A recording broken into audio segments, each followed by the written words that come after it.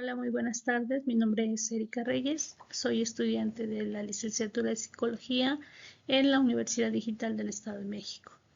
En esta pequeña presentación vamos a hablar de los síndromes neuropsicológicos.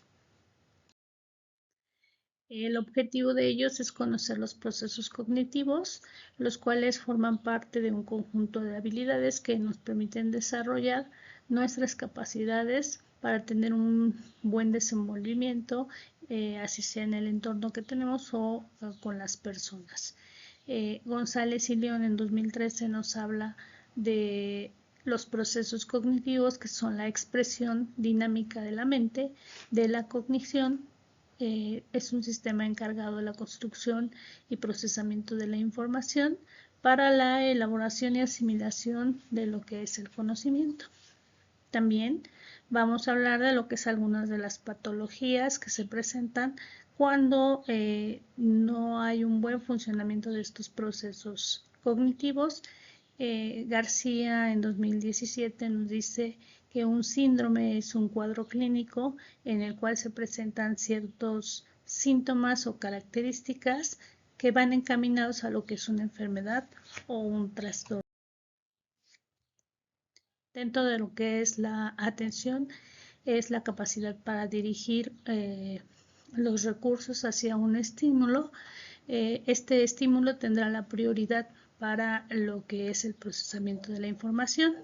Las diferentes patologías que se presentan en el proceso de atención, está la hiperprosexia, que es una excesiva actividad en lo que es la parte de la atención, de un estímulo, que al mismo tiempo esta excesiva actividad puede producir que los otros estímulos no se puedan responder. En otra de las patologías tenemos la aproxexia, que es la incapacidad en la pérdida de la atención. No podemos fijarla como tal, y esto puede implicar que definitivamente tengamos una pérdida total de la atención. Otra de las patologías es la hipoprosexia, que aquí nos comenta que es la reducción o disminución de la capacidad para atender. También tenemos lo que es la negligencia, que es la alteración de la capacidad para atender la información. Y la heminegligencia, que es la alteración de una función cognitiva superior. Esto quiere decir que aquí en esta patología, lo que es el hemisferio izquierdo no procesa lo que es la atención. Tenemos también el proceso de memoria, que se encarga de la codificación, almacenamiento y recuperación de la información, para la cual permite el aprendizaje. Sus patologías son como tal la amnesia, y esta se divide en amnesia retrógrada, que es la pérdida de la información que ya conocemos, y tenemos la amnesia anterógrada, que es aquí donde no se puede grabar o retener nueva información, y tenemos también la amnesia global, que es la combinación de ambas. Otra de las patologías es la hipermnesia, que es el aumento de la memoria, y donde estos recuerdos que tenemos llegan a hacerse inclusive inoportunos u obsesivos. Y también tenemos lo que es la hipopnesia, que es la pérdida total de la atención, de la memoria. También tenemos el proceso de lo que es el lenguaje, y aquí se compone de lo que es un sistema de símbolos y signos que permiten la comunicación del sujeto, ya sea de una forma verbal o escrita. Sus patologías como tal es la afasia, que es la pérdida total de los procesos complejos responsables de la interpretación y formulación de símbolos. Tenemos la alexia, que es otra de las patologías, que es la alteración de la lectura por una lesión cerebral. También tenemos la agrafía, que se refiere a la alteración de la escritura, y tenemos dentro de él también los trastornos TDA, que dentro de esto es problemas con la fluidez del lenguaje, y en el caso pues un aprendizaje verbal. Tenemos lo que es la parte del proceso de percepción, que se refiere a la entrada de información, esto es de forma visual, y esta llega a nuestros órganos cerebrales, que a su vez se registran y codifican los diferentes estímulos. Esto unifica la información de los estímulos sensoriales. Su patología es como tal las agnosias, que son alteraciones en la capacidad para reconocer un estímulo aprendido previamente. Y dentro de lo que son los tipos de agnosias, tenemos agnosia visual, que se refiere a lo que es la incapacidad para identificar colores, incapacidad de identificación de objetos, y también lo que es la parte de las facciones. También tenemos la agnosia auditiva, que se refiere a una deficiencia en lo que es el reconocimiento de sonidos, y tenemos lo que es la agnosia táctil, que también es una deficiencia para identificar objetos. Tenemos dentro de lo que es otro proceso, el proceso de movimiento. Aquí se refiere a lo que son las praxias, con la capacidad de planificar y organizar y al mismo tiempo ejecutar movimientos. Este consta de 3 etapas, que es la planificación, la programación y la ejecución motora. Y dentro de lo que es los tipos de praxias, tenemos las praxias ideomotoras, que es la que se encarga de los movimientos simples. Tenemos las praxias ideatorias, que es la que se encarga de la manipulación de utensilios o de herramientas a partir de una cuestión ordenada y secuente.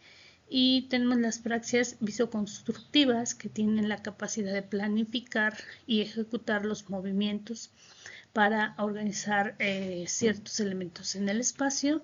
Y por último tenemos las praxias orofaciales, que se encargan de la ejecución de los movimientos, prácticamente en este caso de la cara. Como patologías tenemos las apraxias, que son una alteración en la función propositiva de actos motores. Esto se divide en 2 tipos de apraxias, que son las apraxias espaciales, que estas son alteraciones visoespaciales que se encuentran implicada la percepción en este tipo de apraxia, y la apraxia motora, que es la incapacidad para la sucesión lógica de movimientos. Aquí se encuentra también la ideatoria, y esta es la incapacidad para llevar a cabo tareas complejas. También tenemos el proceso de pensamiento, que son alteraciones psicológicas cuyo síntoma principal es la alteración en las cogniciones del sujeto. Como patología tenemos lo que es una de las principales, que es la esquizofrenia. Estos síntomas son aquellos que afectan tanto el pensamiento como la percepción, como la parte de las emociones de una persona. También otra de las patologías es el pensamiento mágico, que es el que dice que establece relaciones arbitrarias e ilógicas. Inclusive son los propios pensamientos de uno mismo los que pueden tener repercusiones en el mundo. Tenemos también la patología del aplaneamiento ejecutivo, que es la carencia de emociones. Y tenemos la logía, que son las dificultades para emitir el habla.